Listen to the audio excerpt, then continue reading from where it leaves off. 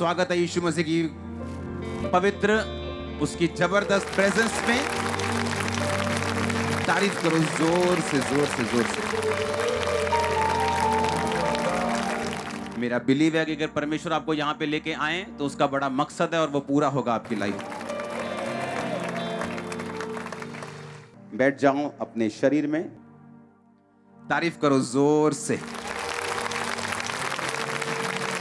अपने हाथों को उठाओ बाइबल समेत, बोलो प्रभु यीशु मसीह, जो मैं सुनूं 100 गुना फलों को लेके आऊं। मांगो अपने हाथों को उठाकर।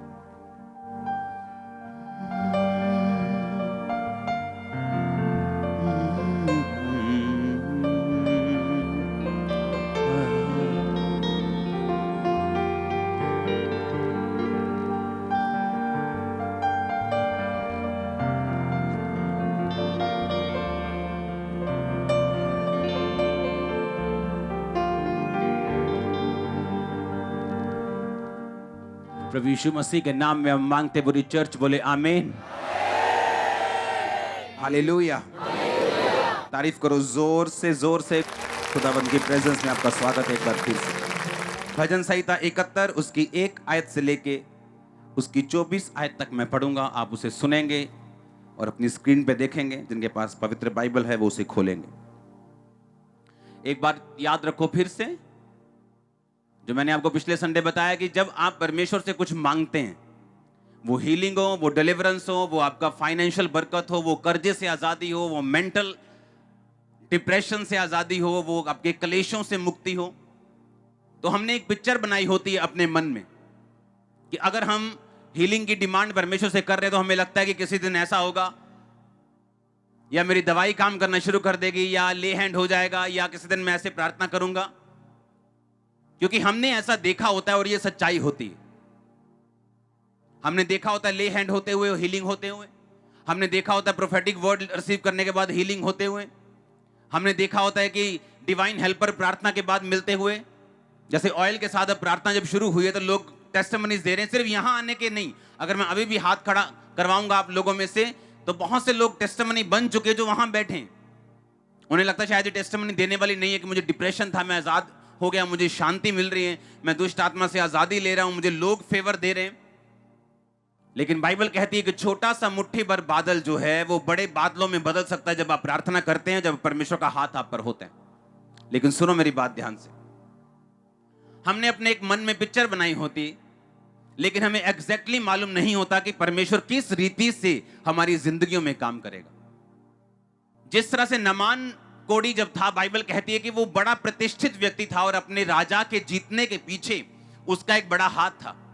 पर बाइबल कहती परंतु वो कोड़ी था, यानी उसकी सारी जितनी भी उसकी पॉजिटिव पॉइंट्स थे, उसकी लाइफ में जितना अच्छा था, वो जितना सामर्थी था, जितना हेल्पफुल था और जितना गिफ्टेड था, एक कोड़ीपन के कारण उसके पास पर लग गया।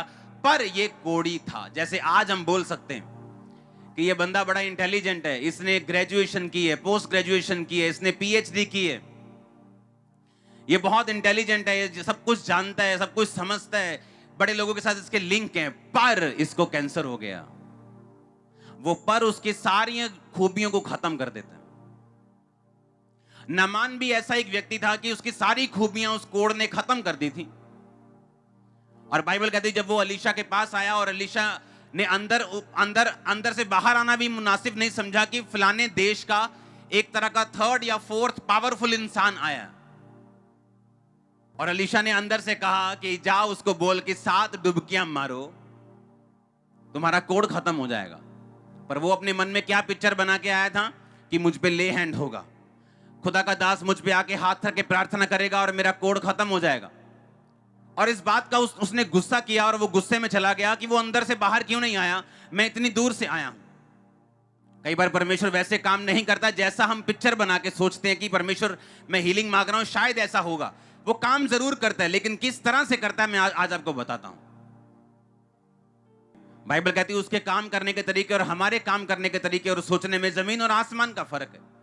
लेकिन बाइबल कहती है जब नामान कोड़ी जा रहा था तो उसके सेवक ने कहा अगर वो आपको कोई मुश्किल काम करने को बोलता तो क्या आप नहीं करते? उसने कहा मैं करता। तो उसने कहा उसने अब कौन सा ऐसा मुश्किल काम आपको कह दिया? उसने यही तो कहा कि जाके यर्दन में 7 डुबकियां मार लो, तो यही यर्दन बह रही है। कहता है इसका पानी मेरी नदियों से भी कम साफ है, मेरी नदियां ज्यादा साफ, मैं वहां मार लूंगा। उसने कहा नहीं, परमेश्वर के दास ने यही कहा तो यही मारो, क्या मुश्किल है, 7 डुबकियां मार के देख लेते हैं। और बाइबल कहती है जब उसने 7वीं डुबकी मारी उसका शरीर बच्चे के जैसा कोमल हो चुका था। और वापिस आया तो अलीशा ने उसे मिला और उससे गिफ्ट लेने को मना कर दिया। हालेलुया। जब आप किसी अनॉइंटेड मैन ऑफ गॉड के पास आते हैं तो आप अपने एक्सपेक्टेशन से मत आइए कि आपको ऐसा होना चाहिए या ऐसा सिस्टम होना चाहिए या इस तरह होना चाहिए। परमेश्वर अपने तरीके से काम करता आया उन लोगों के साथ जिन लोगों के ऊपर उसका आत्मा रहता है और अंदर रहता है। और मुझे मालूम है कि परमेश्वर का आत्मा मेरे साथ और वो आज आपको छुड़ाने के लिए यहां पे लेके आया। और मैं आपको बताऊंगा किस तरह से परमेश्वर छुड़ाता है आपको। आमीन। क्योंकि मैं जानता हूं कि हमारी जिंदगी का एक एक स्टेप जो है वो ऑर्डेन्ड किया हुआ है, वो मसा किया हुआ है, वो निर्धारित किया गया परमेश्वर के द्वारा। मैं इसलिए आपको ये बात कह रहा हूं कि जब परमेश्वर आपकी अगुवाई करता है आप नहीं देखते कि सामने से कितना प्रभाव आप पे पड़ रहा है, आप ये देखते हैं कि परमेश्वर का आत्मा आपसे क्या कह रहा है और इसी में आपका और आपके लोगों का छुटकारा होता है। अगर परमेश्वर ने मुझसे दानियेल पढ़ने के लिए बोला तो वो मैं जानता हूं मेरे लिए नहीं था, वो आप लोगों के लिए था। क्योंकि अगर मैं 3 बार परमेश्वर के सामने जाता था तो रोज परमेश्वर से भेदों को लेता था तो संडे मुझे वचन सुनाने में दिक्कत नहीं होती।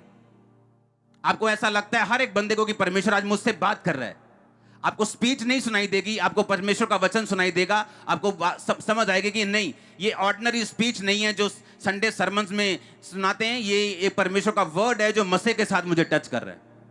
और आप छुड़ाने वाले ही, आप छुड़ाए जाने वाले आज यीशु मसीह का नाम, और आप छुड़ाए जाने वाले और छुड़ाने वाले भी बनने वाले हैं। अब आपको ये दिमाग से निकालना होगा कि एक पिक्चर को कि परमेश्वर ऐसे काम करे। अगर मैंने इसी बार वीजा अप्लाई किया तो अभी वीजा आना चाहिए, क्योंकि आपने अपने मन में पिक्चर बना ली कि परमेश्वर आपकी प्रार्थना का उत्तर किस तरह से आपको देने वाला है। इसमें कोई शक नहीं, वो आपको उत्तर देने वाला है, लेकिन वो किस तरह से देने वाला है ये चीज अपने मन से निकाल दो। हालेलुया। बाइबल कहती है जब नामान कोढ़ी वहां से निकला और शुद्ध हुआ और उसने अलीशा का जाके थैंक्स किया, तब उसे मालूम हुआ कि जो परमेश्वर के लोग हैं, जो मसा पाए हुए लोग हैं, वो उस हिसाब से नहीं चलते जिस हिसाब से हम चाहते हैं, वो उस हिसाब से चलते जिस हिसाब से परमेश्वर का आत्मा उन्हें चलाना चाहता है। भजन संहिता 71 उसकी 1 आयत में लिखा, हे यहोवा मैं तेरा शरणागत हूं, मेरी आशा कभी टूटने ना पाए, तू तो धर्मी है, मुझे छुड़ा और मेरा उद्धार कर और मेरी ओर कान लगा। मैं आपको बताना चाहता हूं ये दाऊद ने लिखा है, और दाऊद हमेशा भजनों को, प्रार्थनाओं को अपने क्वायर मास्टर के पास भेजता था और वो उन भजनों को, उस प्रार्थना को गाकर परमेश्वर के सामने करते थे। उसने लिखा, तू तो धर्मी है, तू मुझे छुड़ा, मेरा उद्धार कर, मेरी ओर कान लगा और मेरा उद्धार कर। तू मेरे लिए सनातन काल की चट्टान का धाम बन जिसमें मैं नित्य जा सकूं। तूने मेरे उद्धार की आज्ञा दी है, तू मेरी चट्टान और मेरा गढ़ ठहरा है। मैं 6 आयत को पढ़ूंगा। मैं गर्भ से निकलते ही तेरे द्वारा संभाला गया, मुझे मां की कोख से तूने निकाला, इसलिए मैं नित्य तेरी स्तुति करता रहूंगा। मैं बहुतों के लिए चमत्कार बना हूं, क्योंकि तू मेरा दृढ़ शरण स्थान है। मेरे मुंह से तेरा गुणानुवाद और दिन भर तेरी शोभा का वर्णन बहुत हुआ करे। बुढ़ापे के समय मेरा त्याग ना कर, जब मेरा बल घटे तो मुझको ना छोड़। क्योंकि मेरे शत्रु मेरे विषय बातें करते हैं, जो मेरे प्राण की ताक में हैं, वो आपस में सम्मति सलाह कर कर कहते हैं कि परमेश्वर ने उसको छोड़ दिया, उसका पीछा करके उसे पकड़ लो, उसका कोई छुड़ाने वाला नहीं। हे परमेश्वर मुझसे दूर ना हो, हे मेरे परमेश्वर मेरी सहायता के लिए फुर्ती कर। जो मेरे प्राण के विरोधी हैं उनकी आशा टूटे, उनका अंत हो। जो मेरी हानि के अभिलाषी हैं वो नाम धराई और अनादर में गड़ जाएं।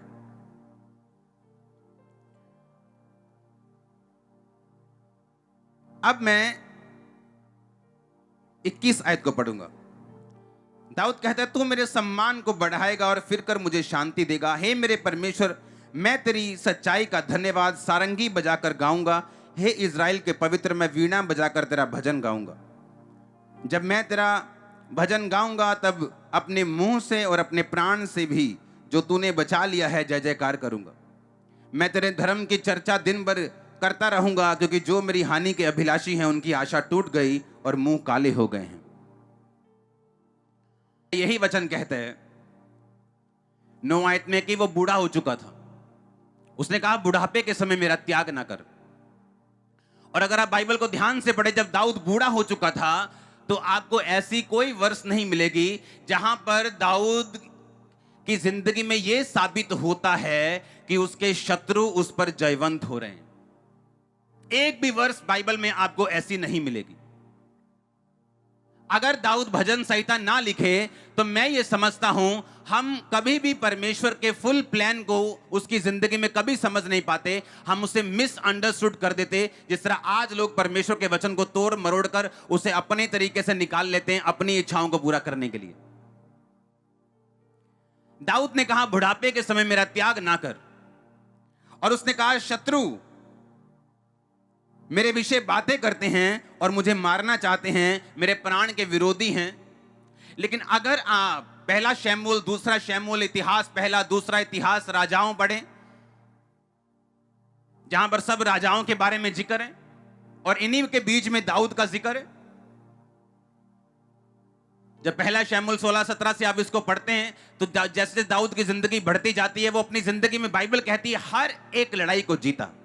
और अगर आप उन अध्यायों को पढ़ें, पहला शमूएल और दूसरा शमूएल, आपको यह नजर नहीं आएगा कि अपने बुढ़ापे के टाइम दाऊद किसी भी तरह की विपत्ति में था, क्योंकि बाइबल ऐसा कहती है कि वो अपनी हर लड़ाई को जीता। इतिहासकार बताते हैं कि उसने 60 से 70, 66 तकरीबन लड़ाइयां लड़ी और वो 66 लड़ाइयों को जीता। जब भी उसने पाप किया बैतशबा के साथ, तभी उसकी जिंदगी में पारिवारिक कलेश पैदा हुआ। उसकी बेटी मारी गई, फिर उसके बेटे मारे गए, उसके घर में तलवार चली। जो उसने दूसरे की जिंदगी में बोया था वो उसकी अपनी जिंदगी में हुआ। दूसरे की पत्नी ले ली, उसकी अपनी बेटी के साथ रेप हुआ। और बाइबल कहती जब उसने दूसरे के पति को मार दिया, उसके अपने घराने को मौत का सामना करना पड़ा, क्योंकि परमेश्वर ने कहा कोई तुझे छूने भी ना पाता अगर तू ये पाप ना करता तो। लेकिन उसके बाद जब दाऊद उस समय जवान था, उसके साथ जब दाऊद अधेड़ हुआ, जब दाऊद बूढ़ा हुआ, तो बाइबल में कहीं भी ऐसा नहीं लिखा कि दाऊद की जिंदगी में कोई ऐसा ट्रबल आया हो जिसने उसको हरा दिया हो। लेकिन भजन संहिता ऐसा कहती है कि दाऊद उस समय जब अपने बुढ़ापे में था तो भी उसके शत्रु उसको नाश करना चाहते थे, तो भी उसको लड़ना चाहते थे, उसको मारना चाहते थे, और वो उससे ज्यादा ताकतवर थे। लेकिन इतिहास ये बताता है कि एक भी शत्रु उससे जीत नहीं पाया। कारण बता क्या था? कारण था भजन संहिता 71। ये कारण था दाऊद का कभी ना हारने का। पता क्या कारण था? दाऊद जब अपनी जिंदगी में मजबूत था, जब एक देश लड़ाइयां लड़ता है, जब वो एक लड़ाई जीत जाता है, दूसरी लड़ाई जीत जाता है, तीसरी, चौथी, पांचवी, अगर एक देश 10 लड़ाइयां लगातार जीत जाए, मैं आपको सच कहता हूं, मैं आपको लिख के देता हूं, वो देश घमंडी हो जाएगा।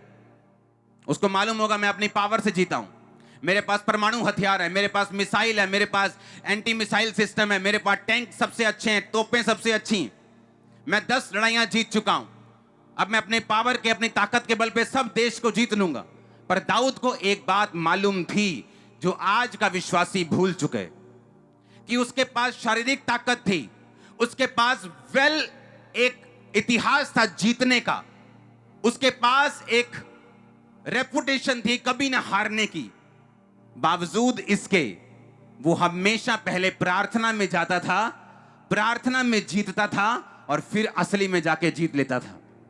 ये उसका सीक्रेट था। तारीफ करो जोर से। अगर आप बाइबल को ध्यान से पढ़ें तो आपको नजर आएगा कि दाऊद जब भी लड़ाई लड़ा वो घुटनों पे लड़ा है। वो शरीर में नहीं लड़ा, वो तोपों से नहीं लड़ा, वो तलवारों से नहीं लड़ा, वो घुटनों पे लड़ा है। घुटनों पे आके उसने परमेश्वर के सामने बच्चे के समान अपने दिल को उंडेला है। उसने परमेश्वर को बोला परमेश्वर मैं कमजोर हूं। उसने परमेश्वर को बोला परमेश्वर मैं ताकतवर नहीं हूं, तू ताकतवर है, तू महान है, तूने मुझे खड़ा किया, अब तू मेरी लड़ाई को लड़ेगा। क्योंकि ऐसा नहीं हो सकता, आप कितने भी महान देश क्यों ना हो, कि आप 66 लड़ाइयां लड़ें और 66 जीत जाएं और आपकी इकोनॉमी नीचे ना आए, आपके लोग नीचे ना आए और फिर भी आप नंबर 1 बने रहें। ऐसा पॉसिबल नहीं जब तक परमेश्वर आपके साथ ना हो। यह दाऊद की जिंदगी का सबसे बड़ा भेद था। उसकी लड़ाइयों की जीत का कारण उसकी आर्मी नहीं थी, उसकी लड़ाइयों की जीत का कारण उसकी स्ट्रेटजी नहीं थी। एक बार दाऊद ने अपने सेनापति को बोला जा और योद्धाओं को गिन कि मेरे पास कितने योद्धा हैं। उसने कहा तो क्यों ऐसा पाप करता है, क्यों योद्धाओं को गिनता है? लेकिन बाइबल कहती है शैतान ने दाऊद को उभारा था कि जाके योद्धा गिन, और जैसे ही उसने योद्धा गिने, योद्धा गिनने का मतलब है कि मेरे दिमाग में आ गया, अच्छा मेरे पास 15 लाख तलवार चलाने वाले योद्धा हैं, इसका मतलब मैं परमेश्वर के ताकत पे अब भरोसा नहीं कर रहा हूं। मेरा ध्यान डाइवर्ट हो चुका है कि मेरे पास 15 लाख तलवार चलाने वाले बंदे हैं, मेरे पास दुनिया की दूसरी पहली सबसे बड़ी आर्मी है। और परमेश्वर ने इस बात का गुस्सा किया और दाऊद को बोला, मैं तुझे सजा दूंगा इस बात के लिए कि तूने योद्धाओं को गिना। जब लोगों ने राजा मांगा कि शमूएल से कि हमें भी राजा चाहिए जैसे अन्य जातियों के पास राजा है और वो उनकी अगुवाई करता है, शमूएल गुस्सा हुआ। परमेश्वर ने कहा, तू जैसे गुस्सा हुआ मैं भी इनके साथ गुस्सा हूं, क्योंकि इन्होंने तुझको नहीं मुझको निकम्मा जाना है कि मैं इनका राजा ना रहूं। परमेश्वर ये एक्सपेक्ट करता है, वो ये चाहता है कि क्रिश्चियन लोगों की ताकत वो अपनी प्रार्थना को और परमेश्वर को समझें, ना कि अपनी गैदरिंग को, ना कि अपने वरदानों को, ना कि अपने पैसों को, ना कि अपनी चीजों को। मैं लोगों को बोलता आया हूं ये बात कि चाहे ये सबसे बड़ी चर्च है नॉर्थ इंडिया में और हमारी गैदरिंग, लेकिन कभी भी मैं अपनी जीत को गैदरिंग नहीं मानता हूं, मैं परमेश्वर को जीत मानता हूं। और मैंने आपको बोला है कि गैदरिंग काम नहीं करती, पैसा काम नहीं करता, पहुंच काम नहीं करती, सब चीजें फेल हो जाती, लेकिन परमेश्वर कभी फेल हुआ ना था, ना होगा, ना है। और आपका आमीन छोटा है। नहीं तो जिनके पास लाखों लोग होते हैं, जिनको सुनने वाले लाखों होते हैं, वो अपनी गैदरिंग पे घमंड करते हैं कि हमारे पास इतनी गैदरिंग है, कुछ भी हम सोच लेंगे, कुछ भी कर देंगे। नो, मैं बिना बताए अगर गुरदासपुर जाता हूं, आप इमेजिन नहीं कर सकते मेरा निकलना कितना मुश्किल होता है वहां से। रोड पर मैंने देखा है लोगों को, बिना बताए मैं जाता हूं, रोड के ऊपर गाड़ियां लगाकर खड़े हैं गुरदासपुर रोड के ऊपर, और मुझे बाय कर रहे हैं, और मैं देख रहा हूं ये क्या कर रहे हैं लोग, कितने मेरी बात को समझ रहे हैं। लेकिन हमारी ताकत कौन है? हमारी ताकत कौन है?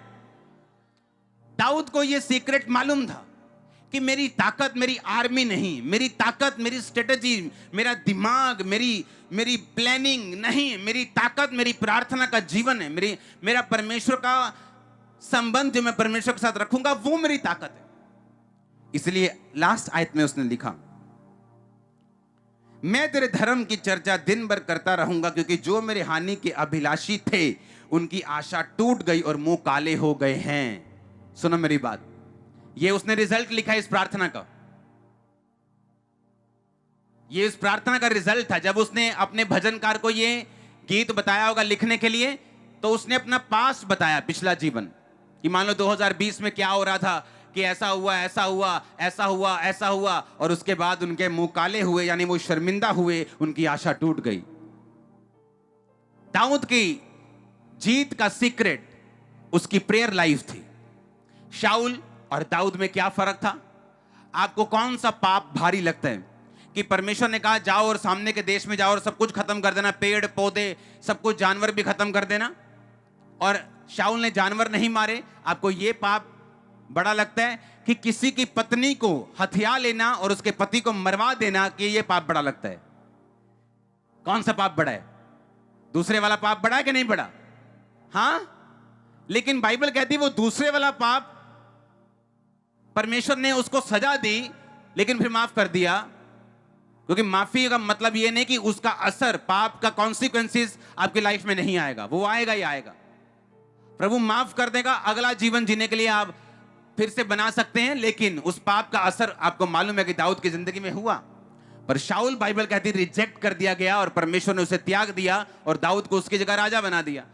लेकिन पाप अगर आप देखें इन आंखों से तो शाऊल का छोटा था, दाऊद का बड़ा था, लेकिन त्यागा कौन गया? शाऊल। कारण क्या था? कि पाप होने के बाद जब शमूएल नबी शाऊल के पास आता है और कहता है तुझसे पाप हुआ, तूने यहोवा की आज्ञा को तुच्छ जाना, जो मैंने तुझे दी तूने माना नहीं, अब परमेश्वर तुझे राजा होने के लिए तुच्छ जानते हैं।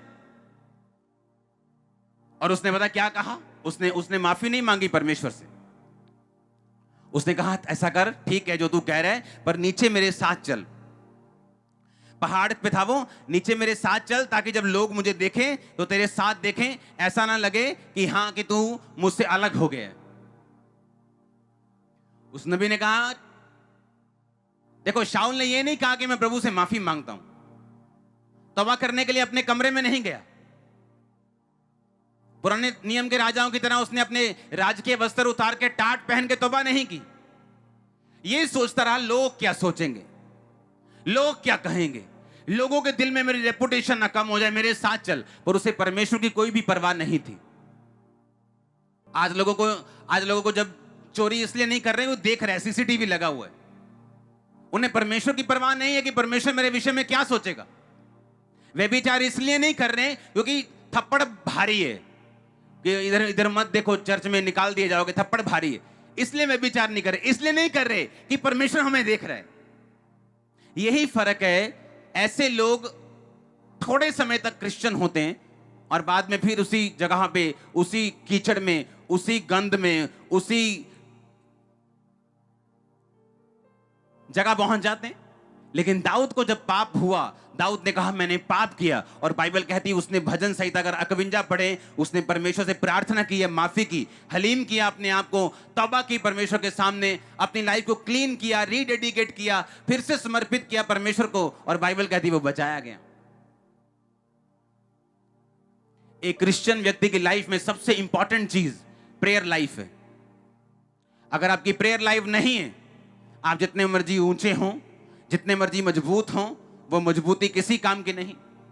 हालेलुया, जोर से बोलो हालेलुया। मैं 73 भजन संहिता उसकी 12 आयत को पढ़ूंगा, आप सिर्फ सुनेंगे।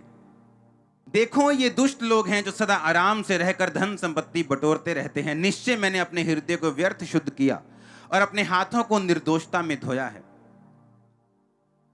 क्योंकि मैं दिन भर मार खाता आया, प्रति भोर को मेरी ताड़ना होती आई है। यदि मैंने कहा होता मैं ऐसा ही कहूंगा, तो देख मैं तेरी संतान के साथ क्रूरता का व्यवहार करता। 19 आयत में लिखा, आहा वो क्षण भर में कैसे उजड़ गए, वो मिट गए, वो घबराते घबराते नष्ट हो गए हैं। जैसे जागने हारा स्वप्न को तुच्छ जानता है, वैसे ही हे प्रभु जब तू उठेगा तब उनको छाया सा समझ कर तुच्छ जानेगा। दाऊद की आदत थी अपने दिल की बातों को क्लियरली और बड़े साफ साफ शब्दों को परमेश्वर के साथ करने की। यहां पर दाऊद इस भजन में लिखता है कि जब मैं ऐसे लोगों को देखता हूं जो तुझको नहीं मानते, पर मैं क्या देखता हूं, बड़े आराम से वो रहते हैं, उनको कोई दुख नहीं है, उनको कोई बीमारी नहीं है, वो बड़े ब्याजों पर ऐसे काम करते हैं, गलत काम भी करते हैं और धन संपत्ति बटोरते रहते हैं और उनको कुछ नहीं होता। और जब मैं उनको देखता हूं मुझे ऐसा लगता है मैं क्यों पवित्रताई में चल रहा हूं, मैंने अपने हाथों को निर्दोषता के जल से क्यों धोया, मैं ऐसा क्यों नहीं कर रहा जैसा वो लोग कर रहे हैं। उनको कौन सा कुछ हो रहा है, उनको कौन सा प्रॉब्लम हो रही है। अब याद रखो, शैतान आपकी प्रार्थना के जीवन को खत्म करने के लिए आपको अविश्वास में लेके जाएगा। अविश्वास में जब आप जाएंगे, कैसे जाएंगे अविश्वास में, आप देखेंगे आप पवित्रताई में चल रहे हैं, आप प्रार्थना कर रहे हैं, लेकिन एक ऐसा व्यक्ति जो सामने पवित्रताई में नहीं है, प्रार्थना में नहीं है, वो आपसे ज्यादा ब्लेस हो रहे हैं। आपको लगता है मैं प्रार्थना में क्यों हूं, मैं पवित्रताई में क्यों हूं। मैंने ऐसे सेवकों को देखा है बिना पवित्रताई के चलते, परमेश्वर से वरदान पा लिया, उसके बाद दे दे, और लोगों ने बोलना, मेरे अपने आसपास के लोगों ने बोलना कि हम पवित्रताई में चलने वाले लोग हैं, लेकिन ये लोग जो पवित्रताई में नहीं, ये कैसे बढ़ सकते हैं। और एक दिन एक न्यूज आई कि सब कुछ उसका खत्म हो गया, फिनिश हो गया, और परमेश्वर ने पूरा नीचे गिरा दिया, फैमिली फिनिश हो गई। कहता जैसे जागने हारा उठता है और स्वप्न को तुच्छ जानता है, कहता तू जब उठेगा तो उनको तुच्छ जानेगा। तूने उनको फिसलने वाले स्थान में रखा हुआ है, वो घबराते घबराते नष्ट हो गए। उसने कहा, दाऊद ने कहा, वो प्रार्थना में था इस बात को लेके कि प्रभु मेरा विश्वास मजबूत नहीं हो रहा, कि वो लोग पवित्रताई में नहीं, प्रार्थना में नहीं, लेकिन वो लोग बढ़ रहे हैं और ये बात मुझे परेशान कर रही है, मेरे विश्वास की जिंदगी को कमजोर कर रही है। और वो परमेश्वर के सामने उसकी प्रार्थना में रहता था और उसकी प्रेजेंस में रहता था। क्योंकि जब डाउट आए उसकी प्रेजेंस में जाओ, शक आए उसकी हुजूरी में जाओ, प्रार्थना में जाओ। जब आप कमजोर हैं, जब आप डर में हैं, उसकी प्रार्थना में जाओ। मजबूत हैं तो भी प्रार्थना में जाओ। और बाइबल कहती है दाऊद जब प्रार्थना में गया उसको हौसला मिलता था कि नहीं, मैं अपनी पवित्रताई को कंटिन्यू रखूंगा, मैं वैसा नहीं चलूंगा जैसे दूसरे लोग चलते हैं। और बाइबल कहती दाऊद कहता है जब कुछ साल बीत गए मैंने क्या देखा कि वो एकदम से मिट गए, वो घबराते घबराते नष्ट हो गए, एकदम से उन गायब हो गए। फिर दाऊद को मालूम हुआ नहीं, जो मैं कर रहा हूं वो सही है, जो परमेश्वर का वचन कहता है वो सही है, और वो सदा के लिए दृढ़ और सिद्ध किया हुआ। आप मेरी बात को समझ रहे कि नहीं? वो आपका दोस्त हो सकता है, वो मेरी बहनें जो आई हैं उनकी सहेलियां हो सकती, जो उस तरह का जीवन ना जीती हूं पर आपसे ज्यादा सुखी लग रही हूं आज, कल नहीं। दाऊद कहता है जैसे स्वप्न को हम तुच्छ समझते हैं, परमेश्वर उनको तुच्छ समझेगा कि वो भी एक स्वप्न ही था, कि वो कुछ देर के लिए बढ़ा और खत्म हो गया। कहता जब तक 17 आयत में लिखा, जब तक मैंने ईश्वर के पवित्र स्थान में जाकर उन लोगों के रिजल्ट के बारे में ना सोचा कि तूने उन्हें फिसलने वाले स्थान में रखा है। कहता मैं ईश्वर के पवित्र स्थान में यानी उसकी प्रेजेंस में, मैं उसकी प्रार्थना में, उसकी हजूरी में गया, और फिर मैंने परिणाम को सोचा। जब शैतान आपके मन में शक डाल रहे, जब शैतान आपसे लड़ रहे, जब शैतान आपसे फाइट कर रहे, बाइबल कहती जब उसने हवा के साथ फाइट की तो वचन के साथ फाइट की। उसने कहा नहीं तू इस फल को खाएगी, उसने कहा मैं नहीं खाऊंगी, उसने कहा तू खाएगी, अगर तू खाएगी तो परमेश्वर के जैसी हो जाएगी, खुदा नहीं चाहता तो उसके जैसी हो जाए, जबकि परमेश्वर ने उसको पहले ही अपने जैसा बनाया था। जब भी शैतान आपके साथ लड़ता है वो वचन से लड़ता है कि नहीं नहीं कोई प्रॉब्लम नहीं है ये व्यभिचार की, और थोड़ी बहुत चोरी कमीशन की कोई प्रॉब्लम नहीं, ये भी तेरा बिजनेस है, नहीं नहीं थोड़ा बहुत ये कर ले कोई प्रॉब्लम नहीं। आज भी शैतान वचन को ट्विस्ट करता है ताकि किसी तरह से आपको आपकी पोजीशन से हटाकर दूर कर दे, और उसके बाद आपकी प्रार्थना की कोई काम की नहीं, वो व्यर्थ है, आपका बोया व्यर्थ है, आपकी बाइबल रीडिंग व्यर्थ है। आप नाम के क्रिश्चियन हो सकते हैं, आप बिशप के बेटे हो सकते हैं, प्रेरित के बेटे हो सकते हैं, लेकिन आपका कोई काम नहीं आपकी जिंदगी में, आप फेल हो चुके हैं, आप प्रभु से दूर हो चुके हैं। उसने कहा जब तक मैंने ईश्वर के पवित्र स्थान में जाकर उनके परिणाम को नहीं सोचा, अभी तो सिर्फ सोचा है उसने। और बाइबल कहती है आने वाले दिनों में ऐसा ही हुआ जिनके बारे में वो डहा कर रहा था कि मैंने अपना हाथ निर्दोषता के जल में ऐसे ही धो लिया, ये दो लोग तो ऐसे ही बढ़ रहे हैं। कहता जब मैंने उन्हें देखा उनके स्थान पर वो नहीं थे, वो उजड़ चुके थे, वो घबराते घबराते नष्ट हो चुके थे। कई बार आप टीवी पे देखते हैं वाह वाह वाह मैं भी ऐसा क्यों ना होता, मेरे भी इतने मिलियन फॉलोअर्स होते, मेरी भी बॉडी होती, मैं भी फलाने शो में जाता, और जब मालूम होता है कि एक ही झटके में डेथ हो गई, फिर बोलते नहीं नहीं नहीं अब ठीक हूं, मैं जहां हूं वहीं ठीक हूं, यहीं ठीक हूं मैं। हालेलुया। कितने मेरी बात को समझ रहे हैं? परमेश्वर ने कहा वो तुम्हें अनंत जीवन देता है, कि हमारा वो जीवन यहीं पे नहीं वहां भी है, लेकिन लोगों का जीवन वहां नहीं है, उनका स्वर्ग की ओर नहीं, उनका नरक की ओर जीवन है। दाऊद कहता जब तक मैंने परिणाम को नहीं सोचा। कैसे? प्रेयर में। पाप किया तो कहां गया? प्रेयर में। शक आया तो कहां गया? प्रेयर में। फाइट थी, दुश्मन हावी हो रहे थे, कहां गया? प्रेयर में। लड़ रहा था और जीत रहा था, और हर एक लड़ाई को जीत रहा था, कहां गया? प्रेयर में। आप कहां जाएंगे? जब बच्चे सताएं तो कहां जाएंगे? जब शरीर सताए तो कहां जाएंगे? जब दुश्मन सताए तो कहां जाएंगे? आप प्रेयर में जाएंगे। अगर आप पहले उठकर एमएलए के पास जाएंगे तो आप नीचा खाएंगे, लेकिन अगर पहले प्रेयर में चले जाएंगे उसके बाद किसी और के पास जाएंगे तो वो भी आपकी मदद करेगा। परमेश्वर हमारे से ये एक्सपेक्ट करते हैं कि हम अपनी जिंदगी में हर एक चीज, हम अपनी लाइफ में हर एक चीज के लिए सर्वप्रथम परमेश्वर को रखें। वो चाहता हम जीतते हो तो हम प्रार्थना करते हो, हम डरते हो तो भी प्रार्थना में हो, हम शक में हो तो भी प्रार्थना में हो, हम दुख में हो तो भी प्रार्थना में हो, हम सुख में हो तो भी प्रार्थना में हो।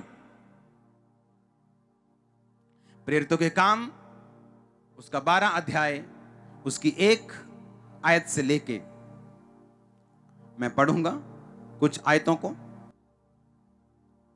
उस समय हेरोदेस राजा ने कलीसिया के कई व्यक्तियों को सताने के लिए उन पर हाथ डाले, और उसने यूहन्ना के भाई याकूब को तलवार से मरवा दिया। जब उसने देखा कि यहूदी लोग इससे आनंदित होते हैं तो उसने पतरस को भी पकड़ लिया, और ये दिन अख़मीरी रोटी के दिन थे। उसने उसको पकड़कर बंदी गृह में डाला और 4-4 सिपाहियों के 4 पहरों यानी 16 सिपाहियों के बीच में रखा, और इस विचार से कि फंसा के बाद उसे लोगों के सामने लाएं। बंदी गृह में पतरस बंद था, परंतु कलीसिया उसके लिए लॉ लगाकर परमेश्वर से प्रार्थना कर रही थी। याकूब एक पॉलिटिकल मर्डर का शिकार बन गया। वो मर्डर नहीं था, वो पॉलिटिकल मर्डर था। जब उसने देखा कि मैं अगर चेलों को मारता हूं तो कुछ खास यहूदी लोग मेरी वोट जो परसेंटेज है वो खुश हो रही है, बाइबल कहती, उसने पतरस को भी पकड़ लिया। जब यीशु मसीह चेलों के साथ रहते थे तो बाइबल कहती है कि चेलों को तब समझ नहीं आती थी कि ये ऐसा क्यों कर रहा है, ये ऐसा क्यों कर रहा है। उनको लगता था पता नहीं किस दिन यीशु मसीह ने कह देना है, अच्छा हो गए 2 लाख बंदे, चलो चक्को भी तलवारा चलिए पर ते रोमी साम्राज्य ਨੂੰ ਲਾਈਏ ਥੱਲੇ ਤੇ मैं ਤੁਹਾਡਾ राजा, तुम ही मेरे मंत्री। उनको लगता है शायद इसलिए हम 12 लोगों को चुना है कि हम मंत्री हैं परमेश्वर के। और उन चेलों की माँ भी कई बार आती थी कि प्रभु जब तू अपने राज्य में जाए तो एक को गृह मंत्री बनाना और एक को फाइनेंस मंत्री बना देना। परमेश्वर ने कहा तुझे नहीं मालूम तू क्या मांगती, मैं तो उस क्रूस पे चढ़ने वाला हूं जहां इधर और उधर मेरे डाकू होंगे। मैं तो उस राज्य की स्थापना कर रहा हूं जो आत्मिक है, लेकिन उनको मालूम नहीं था। बाइबल कहती जब यीशु मसीह चमत्कार कर रहे थे, हीलिंग कर रहे थे, डिलीवरेंस कर रहे थे, तो कई बार यीशु मसीह को मालूम होता था कि कुछ पॉलिटिकल लोग उससे मिलने के लिए आ रहे हैं, उसे फंसाने के लिए। और बाइबल कहती है यीशु मसीह प्रार्थना के लिए जाते थे और कई बार यीशु मसीह को लोग पकड़ लेते थे और तब भी यीशु मसीह उनके बीच से आराम से निकल जाते, कोई उनको पकड़ने की हिम्मत नहीं रखता था। बाइबल कहती है यीशु मसीह का समय तब तक नहीं आया था। कलीसिया को यह बात मालूम तो थी पर एक्यूरेटली मालूम नहीं थी कि यीशु मसीह क्यों प्रार्थना करने के लिए जाते। कई बार रात भर प्रार्थना की, नीचे आए तो बहुत सारे चेले थे। यीशु मसीह ने प्रार्थना के बाद 12 को चुन लिया, तू आजा, तू आजा, तू तू तू तू तू, और 12 चेले चुने। प्रार्थना करने के बाद, सारी रात प्रार्थना करने के बाद, क्रूस पे चढ़ने से पहले सारी रात प्रार्थना की, चेले चुनने से पहले सारी रात प्रार्थना की, हीलिंग के बाद कई बार सारी रात प्रार्थना की, हीलिंग से पहले कई बार सारी रात प्रार्थना की। हर अच्छा काम और एक खुदा का काम करने से पहले, भारी काम करने से पहले सारी रात प्रार्थना की। और हर रोज भी बाइबल कहती है वो भोर को दिन निकलने से बहुत पहले, यानी 2:30 बजे 3 बजे रात को प्रार्थना के लिए चले जाते थे। अब ये बात उनको मालूम तो थी प्रार्थना के लिए जाते थे, पर यह बात नहीं मालूम थी कारण क्या था। अब कलीसिया को समझ आया कारण।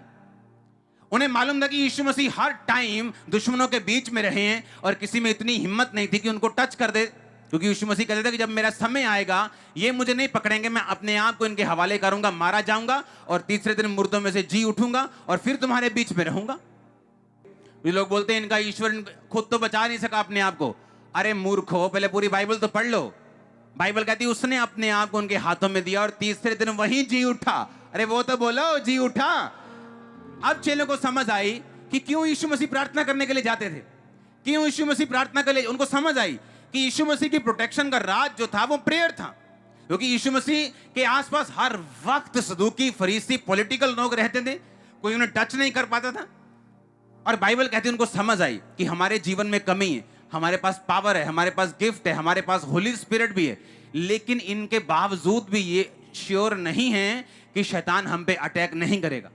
हमें परमेश्वर की प्रेजेंस में लगातार जाना पड़ेगा। तब उनको समझ आई और बाइबल कहती 5 आयत में कि उन्होंने लॉ लगाकर पतरस के लिए प्रार्थना करनी शुरू कर दी। और बाइबल कहती जब लॉ लगाकर प्रार्थना की, हेरोदेस उन लोगों के सामने पतरस को लाने को था, तो पतरस जंजीरों से बंधा हुआ सिपाहियों के बीच में सो रहा था और पहरुए द्वार पर रखवाली कर रहे थे। देखो स्वर्गदूत आ खड़ा हुआ।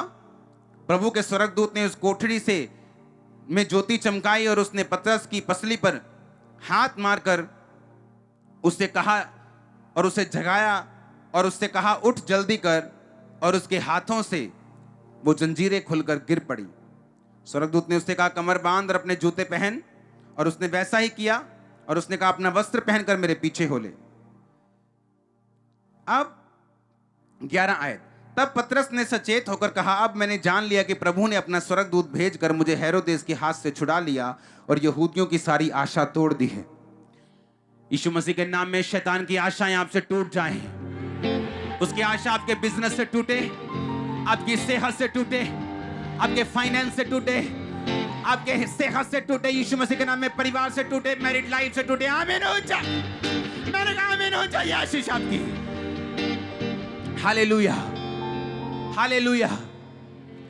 जब कलीसिया लॉ लगाकर प्रार्थना कर रही थी तो बाइबल कहती परमेश्वर ने अपने दूत को भेजा और उसे छुड़ाया। अब मैं आपसे क्वेश्चन करना चाहता हूं कि परमेश्वर ने पतरस को क्यों छुड़ाया और याकूब को क्यों नहीं छुड़वाया, जो तलवार से मार दिया गया। कलीसिया को गलती समझ आएगी अगर परमेश्वर हमारे साथ है, उसका आत्मा हमारे साथ है, गैर भाषा हमारे साथ है, वरदान हमारे साथ है, लेकिन फिर भी हमें रोज परमेश्वर के सामने प्रार्थना करनी। और बाइबल कहती है जब उनको ये बात समझ आई कि प्रार्थना हमारा सुरक्षा कवच है, बाइबल कहती है जो प्रार्थना करने वाले लोग हैं, गिद्ध की दृष्टि उन पर नहीं पड़ती, शैतान की दृष्टि उन पर नहीं पड़ती, वो प्रोटेक्टेड रहते हैं, वो एक लेयर उनके आसपास बनी रहती है, एक सुरक्षा कवच बना रहता है जिसे शैतान भेद नहीं पाता, जो लोग प्रार्थना करने वाले लोग हैं। अब इमेजिन करो कि क्यों बंदों के ऊपर ज्यादा दुष्ट आत्माओं के अटैक होते हैं।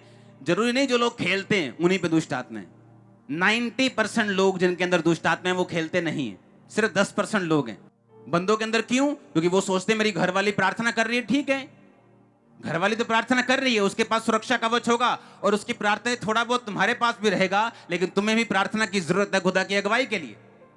तुम्हें मालूम नहीं आज कहां जाना है, तुम्हें मालूम नहीं कि किधर जाना है, तुम्हें मालूम नहीं कि क्या करना है, कौन सी चीज में कौन सा डिसीजन लेना है। वो कैसे मालूम होगा?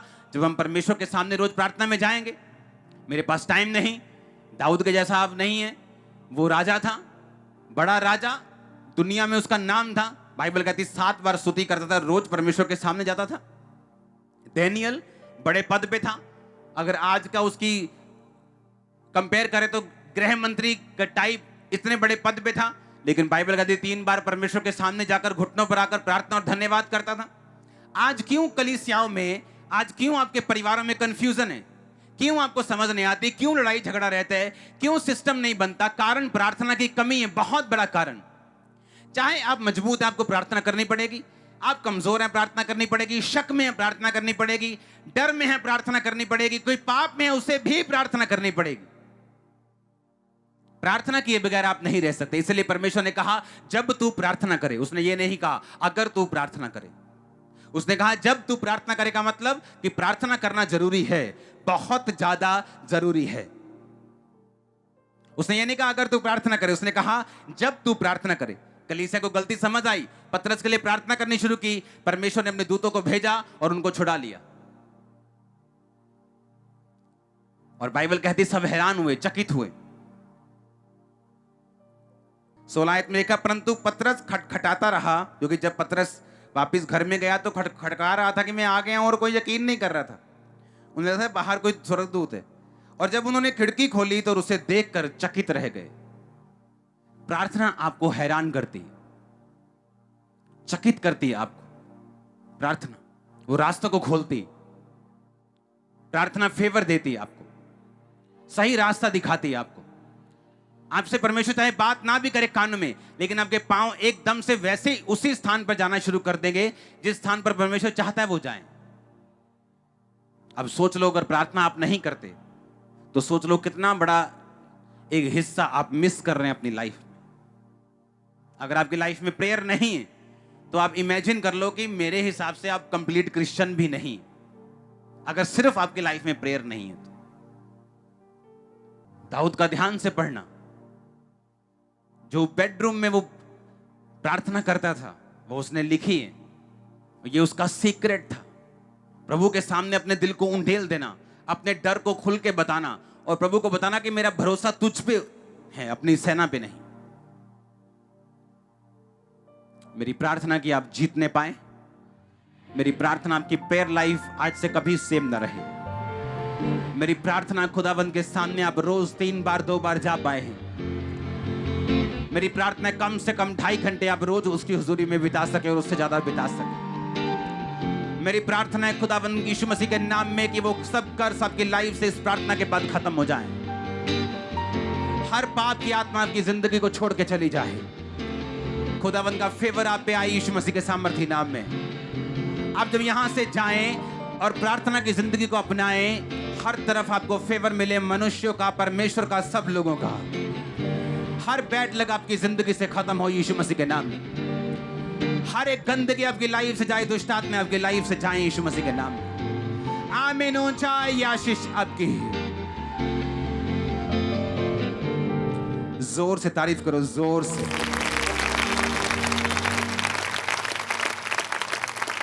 मैंने आपको बताया, जैसा आप सोचते हैं कई बार परमेश्वर उस तरह से काम नहीं करता। वो अपने वचन को भेजते हैं। अगर आपने आज का वचन सुना और प्रेयर लाइफ अपनाई, जो आप मांग रहे हो आपके पास झोली में आने वाला है। उसने कहा मांगो तो दिया। अगर एक मित्र एक दूसरे के मित्र के दरवाजे पे खटखा के बोलता है कि मेरा कोई रिश्तेदार साथी आया है, मुझे 3 रोटियां चाहिए, और वो कहता नहीं अब नहीं दे सकता, मेरे बच्चे मेरे पास बेड पे हैं, तो यीशु मसीह का वचन कहता है कि शर्म छोड़कर उसने बार बार मांगा और खटखटाना नहीं छोड़ा, अंदर के दोस्त को उठना पड़ा। तो सोचो, अगर तुम भी शर्म छोड़ दोगे और खटखटाओगे तो मैं तुम्हें वो सब दूंगा जो तुम मांग रहे हो। उसने इसलिए कहा मांगो तो तुम्हें दिया, ढूंढो तो तुम, खटखटाओ तो तुम्हारे लिए। उसने कहा मांगो। कितनी बार मांगने? एक बार? बार बार। उसने कहा बार बार। लोग कुछ बोलते हैं एक बार मांगो, यीशु मसीह ने कई बार बार बार मांगा। कई चीजों के लिए एक बार मांगा, कई चीजों के लिए बार बार मांगा। तो इस पे कोई लॉ नहीं है कि एक बार के कितनी बार। उसने कहा एक विधवा एक पापी को सताती थी रोज कि मेरा काम कर, मेरा काम कर। पापी सोचता कि मैं ना बंदे की परवाह करता हूं ना परमेश्वर को डरता हूं, ये विधवा मुझे बार बार सताए, इससे अच्छा मैं इसका काम कर दूं। परमेश्वर ने कहा सोचो ये अधर्मी अन्यायी क्या कहता है, मैं उनका न्याय क्यों नहीं करूंगा, मैं उनकी प्रार्थना का उत्तर क्यों नहीं दूंगा जो दिन और रात मेरे नाम की दुहाई देते हैं। इसका मतलब अपनी प्रार्थना को परमेश्वर के सामने लेके जाओ, सुबह दोपहर शाम, और फिर भूल जाओ। प्रार्थना करो, भूल जाओ, दिमाग में मत रखो, टेंशन मत लो, प्रेशर मत रखो। प्रार्थना पूरी नहीं हुई तो मैं ये कर लूंगा, फिर वो पूरी नहीं होगी। बस प्रार्थना करते जाओ, करते जाओ, करते जाओ। परमेश्वर ने कहा अगर एक अधर्मी बंदा विधवा का न्याय कर सकता है, मैं तुम्हारा न्याय क्यों कर नहीं करूंगा। मैं जल्दी तुम्हारा न्याय करने के लिए आने वाला हूं। आप करते जाएंगे प्रेयर अपने बेटे के लिए, वो नशा छोड़े, नशा छोड़े, सुबह दोपहर शाम, सुबह दोपहर शाम, हर रोज। बस एक दिन पवित्र आत्मा का एक थप्पड़ पड़ेगा और सब नशा खत्म। मैं आपको सच कह रहा हूं, आपका सबसे बड़ा मिरेकल जिसके लिए शायद आप 10 साल से प्रार्थना कर रहे हैं, आपसे सिर्फ 1 इंच दूर है। मैं आपको सच कह रहा हूं। आपको लगे कि 10 प्रकाश वर्ष दूर है, हाँ? चलो ऐसा बोल रहा हूं कि 10,000 किलोमीटर दूर है, लेकिन मैं आपसे कह रहा हूं प्रेयर मत छोड़ना, वो 1 इंच दूर है आपसे सिर्फ। और एकदम से झटका लगेगा किसी दिन।